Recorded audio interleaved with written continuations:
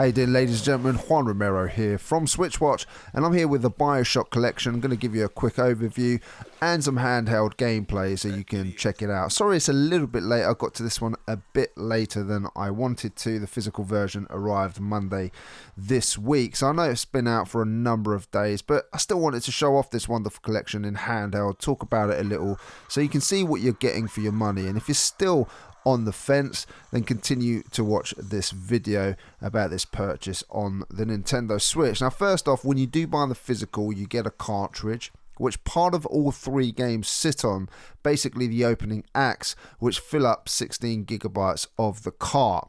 You'll need an additional 31 gigabytes of additional space though, which is almost more than the internals of the Switch memory. So you're going to need the SD card collection too. There's no external code here like there is with the Borderlands collection. That one's packaged slightly different, where you get the cart but also a digital code for the other games in that particular collection. I prefer it this way round though with the BioShock collection, and I like how they did that here. I'll cover some more of the Borderlands if I can later this week.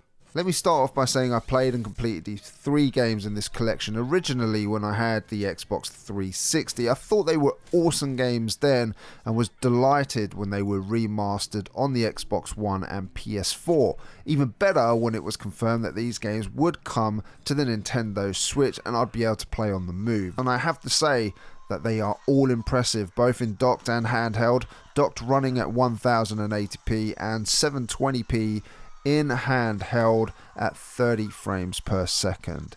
Now, BioShock Infinite is the one that I started with, and then I'll run through them backwards in this video.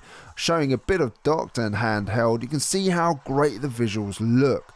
Now sure, they've taken a little downgrade, but honestly these hold up superbly well, running at a very stable 30 frames per second. And what I like about Infinite when it begins is those brighter city backgrounds of Columbia, and wow, it looks absolutely as gorgeous as I can remember. It draws you in as soon as you begin. Like all the BioShock games, the shooting mechanics are as solid as ever, and the transition to the Switch feels completely natural. The Switch controls are also very tight, and playing this wonderful game series in handheld is fantastic. And while many will argue, that the Switch does a lot of older ports, I'm fine with it as long as the games are good in the first place and the port has been done well. Now BioShock 2 Remastered is also as good as I remember, and while I'm only showing the first acts on each of these games, in my spare time I do hope and will endeavour to complete them over the coming months. Again, these are just too good not to, and I've been drawn in all over again. For me, we have some of the best FPS single player campaigns to have ever graced a console in these three games. It still does not get old, and when you electrocute foes in water or drill them melee style as you can in BioShock 2, it just brings back a lot of great memories.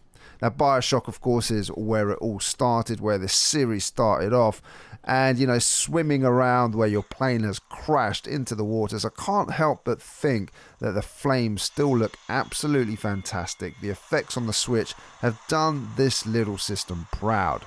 Port runs very smoothly here in BioShock 1 2, and my very early conclusion is that if you're on the fence about playing these brilliant games on the Nintendo Switch in handheld or in docked, or a combination of both, then don't be, because the job that has been carried out is a sterling one. And as you can see from these recordings, I don't need to say it again that all three of these games are brilliant in every way. Fantastic visuals, great audio, and the gameplay still stands up today. It's been said many times over with the many reviews that have covered it over the years. What you want to know is then, were all three of these games worth porting to the Nintendo Switch? And the only answer to that is, of course they were. And don't forget, with these packages you get all of the DLC, so there are loads and loads of hours here, plenty of gameplay, well over 50 hours. So for the price of £34.99 or $40 or whatever it is to buy the physical, I think it's a very good price for this full and complete collection. And if you did enjoy this video and want more like this, and you're new here, consider subscribing so you don't miss another video. Most importantly, hit that bell notification. For all of our existing subscribers and members, I want to thank you for continuing to support the SwitchWatch team. We really do appreciate it. Fancy checking out XCOM 2? Well, here is some gameplay footage for you, and I'll see you over there. Take care, everyone. Juan Romero signing out. I'll see you on the next one. Whoa! Damn hook must be magnetized.